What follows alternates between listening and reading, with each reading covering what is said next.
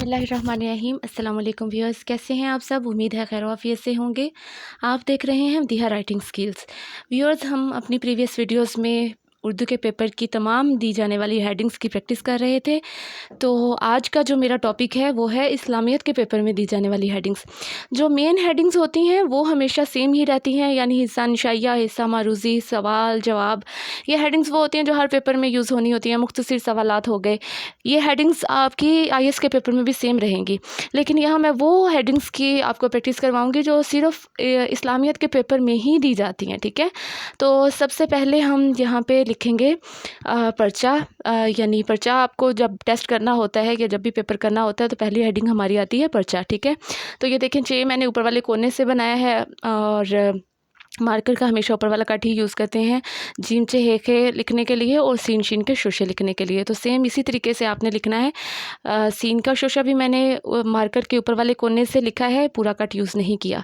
तो इस तरीके से हमने लिखा पर्चा इस्लामियात। पहली हेडिंग हमारे जो सब्जेक्ट है उसकी आ गई। ठीक है, इसके बाद जब बच्चा पर्चा और सब्जेक्ट जो भी होता है उसकी हेडिंग दे देता है तो अगली हेडिंग होती है उसकी नाम की। ठीक है, तो हम यहाँ पे लिखेंगे अब पर्चा इस्लामियात के बाद नाम तालिबे इल्म। ठीक है, तो अक्सर बच्चे ऐसे होते हैं जो स्टूडेंट्स पेपर करते हुए काफ़ी देर उन्हें गुजर गई होती है, यानी हर क्लास में पेपर अटैम्प्ट करते हैं लेकिन उन्हें तालिबे इल्म लिखना नहीं आता।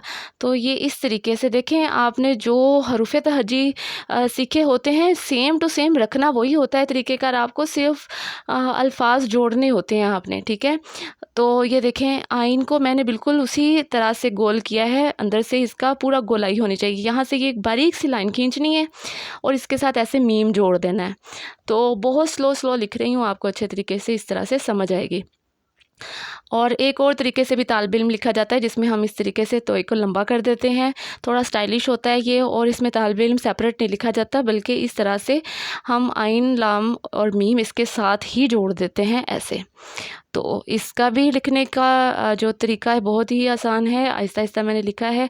अगर आप वीडियो को गौर से देखें और साथ साथ प्रैक्टिस करें, ऐसे किया करें, वीडियो लगा के मार्कर और जो आपके पास पेज है कोई भी वो लिख के बैठा करें और साथ साथ लिखा करें। अब इस्लामियत का पेपर है तो कुरान मजीद की हेडिंग ना हो ऐसा हो नहीं सकता। पेपर में, आईएएस के पेपर में कहीं ना कहीं हमें कुरान मजीद की हेडिंग देनी पड़ती है। तो ये देखिए, मीम के बाद जीम हमने सीधा रखना है और बारीक कोने से लिखना है। ये को हम लाइन के साथ जोड़ के लिखेंगे क्योंकि दाल के साथ इस्तेमाल हुआ है। मैंने आपको एक वीडियो में बताया था कि दाल दाल के साथ जब भी किसी लफ्ज़ को हम लिखते हैं शोशे वाले को तो उसकी बेस जो होती है वो दाल के बराबर बना दी जाती है। तो उसी रूल को यूज़ करते हुए ये मैंने लिखा कुरान मजीद। अब मैं यहाँ पे लिखने लगी हूँ तारुफ़। आपको पता है कि जब भी कोई क्वेश्चन किया जाता है इस्लामियत के पेपर में तो उसमें अक्सर हमें उसका तारुफ़ लिखना पड़ता है। अहादीस का हो गया, तशरीह हो गई, आयात का हो गया, तो हमें उनका जो बैकग्राउंड बताना पड़ता है तो उसके लिए तारुफ़ लफ्ज़ की हेडिंग हमें देनी पड़ती है। तो ये हमने तारुफ़ लिख लिया। बहुत ही कॉमन हेडिंग्स बता रही हूँ जो अक्सर आपको लिखनी ही पड़ती हैं इस्लामियत के पेपर में, तो इनकी भी आप ऐसे ही प्रैक्टिस करें। ये देखें, जैसे अब मैंने लिखना है यहाँ पे आयात, और ये हेडिंग्स वो हैं जो आपको हर क्लास में काम आने वाली हैं, ना सिर्फ एक जो आप जिस सब्जेक्ट का भी पेपर आपने देना है उसकी प्रैक्टिस के लिए, बल्कि हमेशा जब तक आप स्टडी करेंगे आपको ये हेडिंग्स काम आएंगी। ठीक है, तो ये देखें, आयात का मफ़हूम अक्सर बच्चे गलत लिखते हैं। तो ये देखें, फ़े और हे को मैंने मार्कर के सिर्फ ऊपर वाले कोने के साथ लिखा है। बिल्कुल इसी तरीके से आपने लिखना है। ये गौर से आप देखें, इसे बार बार प्रैक्टिस करें। ये इस तरीके से जब हमने मीम लिखना है तो मीम को नीचे लेके जाते हुए हमने 90 डिग्री पे मार्कर का कट कर लेना होता है, यानी उससे बिल्कुल सीधा कर लेना होता है। तो यह आयात का मफ़हूम हो गया। उसके बाद हम यहाँ पे लिखेंगे हल लुगत। ये हल लिखते हुए ये देखें, हे का जो ऊपर वाला सिरा है बिल्कुल मैंने कोने से लिखा है और अब मैं लुगत की हेडिंग देने लगी हूँ। ये इस तरीके से गैन का मेहराब बना के ऐसे, और इसके साथ हमने ते को जोड़ देना है।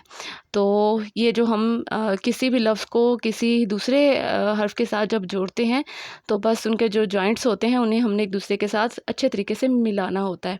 जैसे कि हमने अब गाइन को ते के साथ मिला दिया। ठीक है, तो ये हो गया हल लुगत। ये हेडिंग भी आपको इस्लामिक के पेपर में ज़रूर इस्तेमाल करनी पड़ती है। तो अब ये यहाँ पे मैं हदीस की हेडिंग देने लगी हूँ। हे अलिफ हा फिर से हमने वैसे ही सेम पैटर्न से लिखा है, यानी हे का जो ऊपर वाला कोना है उसी से हमने मार्कर के कोने से ही लिखा है, ठीक है। तो यहाँ आपको ये चीज़ बस गौर से देखनी है कि मार्कर का इस्तेमाल किस तरीके से हो रहा है। और ये देखें, रे को मैंने दूसरा नहीं लिखा बल्कि ये वाली रे लिखी है, और तर्जुमे में ये रे लिखी हुई बहुत ही अच्छी लगती है, आप भी इसे ज़रूर ट्राई करिएगा। तो इस तरह से ये हमने लिखा तर्जुमा।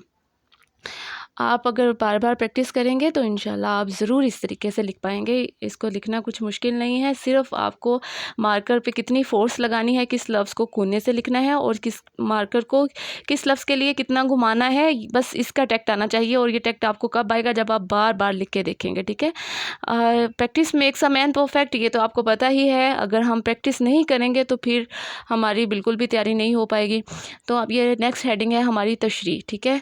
और आयात का मफ़हूम लिखना पड़ता है, आयात की तशरीह लिखनी पड़ती है, हदीस की तशरीह लिखनी पड़ती है आईएएस के पेपर में। तो इसलिए मैं आपको तशरीह भी लिख के दो तरह से बता रही हूँ। पहला मैंने शोशे के साथ लिखा है और दूसरा मैं शोशे के बगैर वाली शीन के साथ लिख रही हूँ। ये है फिर मैंने मार्कर के कोने से ही बनाया है, ठीक है। तो इस तरह से ये हो गई तशरीह की हेडिंग। और व्यूअर्स, अगर आप लोगों ने मेरी प्रीवियस वीडियोस देखी हैं तो उस पे आप लोग ज़रूर कमेंट करें कि आपको वो वीडियोस कैसी लगी। और ये जो आज की मेरी वीडियो है, इनसे आपको फ़ायदा हो रहा है, पेपर्स की प्रैक्टिस हो रही है, या आपका पेपर पैटर्न के हवाले से जो हेडिंग्स हैं वो रेडी हो रही हैं, मुझे कमेंट करके ज़रूर बताइएगा, ठीक है। मुझे आपके रिप्लाई का इंतज़ार रहेगा। और इसे जो है वो दूसरों के साथ भी ज़रूर शेयर किया करें, और इस तरीके से मेरी हौसला अफजाई हो जाती है और मुझे पता चलता रहता है कि जो मेरे व्यूअर्स हैं उन्हें किस किस्म की हेडिंग्स देखनी है, ठीक है। अगर मज़ीद हेडिंग्स भी आपके कुछ माइंड में आए तो मुझे आप मैसेज करें, मैं इंशाल्लाह वो भी आपको ज़रूर लिख के दिखाऊंगी। तो यहाँ पे हम लिखने लगे हैं मुश्किल अल्फाज के मायने। आपको पता है, जब हम आयात लिखते हैं या हदीस की तशरीह करते हैं तो उनके ऊपर डिफ़िकल्ट वर्ड्स दिए होते हैं जिनकी हमने अंडरलाइन किए होते हैं, समटाइम्स जिनके हमने मायने बताने होते हैं। तो मुश्किल अल्फाज के मायने की हेडिंग भी हमें देनी पड़ती है। तो ये इस तरीके से आपने मीम लिख के आइन को ऐसे कर्व दे के अंदर से फिल कर देना है, ऐसे। जो बच्चे ट्रायंगल की शेप में आइन बनाते हैं वो गौर से देख लें, ट्रायंगल की शेप में आइन नहीं होता, ऐसे लिखते हैं कि मैंने ये को भी स्ट्रोक्स में आपको लिख के बताया है। पहले ऊपर वाला कोना बनाया है, फिर मद बनाई है और फिर ये नीचे से ये बनाई है, ताकि आपको अच्छे तरह से समझ आ जाए। तो ऐसे आपने मुश्किल अल्फाज के मायने की हेडिंग देनी है, ठीक है। और इसके बाद जो हमारी हेडिंग है वो मेरा ख्याल है कि बाकी जितनी भी हेडिंग्स हमारी रिमेनिंग है वो हमारी उर्दू के पेपर में मौजूद है। मैं डिस्क्रिप्शन में उसकी जो है वो लिंक भी शेयर कर देती हूँ। अगर आपने वो मेरी वीडियो नहीं देखी तो बाकी हेडिंग्स आप वहाँ से देखें। उम्मीद है व्यूअर्स आपको ये भी मेरी वीडियोस पसंद आई होंगी, जो प्रीवियस वीडियोस हैं वो भी, और ये वीडियो भी पसंद आई होगी। अगर आपको मेरी वीडियो अच्छी लगती है तो मेरे चैनल को सब्सक्राइब करें। अल्लाह हाफ़िज़।